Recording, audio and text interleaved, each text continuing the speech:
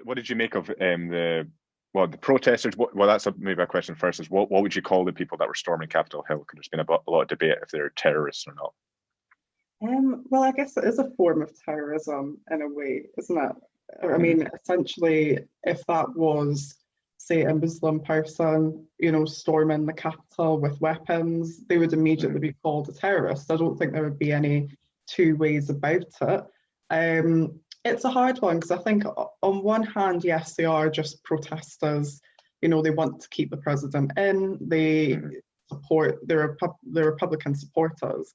But at the same time, I just think the argument that people are trying to put across is the fact that if that was any other race, it would be a Yeah. whole different scenario. So if that was Black people, we saw what happened with the Black Lives Matter movement. There was thousands of police deployed across America, thousands of almost armed forces deployed. And then when it's the white kind of protesters, there wasn't Mhm. as many police there. It took them a long time to respond to it.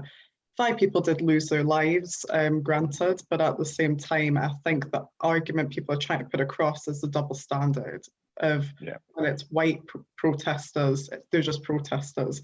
But like I said, if that was a Muslim person going in or a Muslim group of people going into Capitol Hill or Mhm. Washington or anywhere really, any major public building, they would probably be called terrorists because those Mhm. people did have weapons as well, I believe. So Yeah. some I of just feel it does feel like with the Black Lives Matter protests, the majority of them were peaceful protests, and there was so much police deployed for those. Whereas this one, it was planned. Like they knew these protesters or terrorists were coming. They maybe didn't know they were going to storm the parliament, but they at least knew there was going to be a big crowd. So it just seemed like why wasn't there a bigger police presence?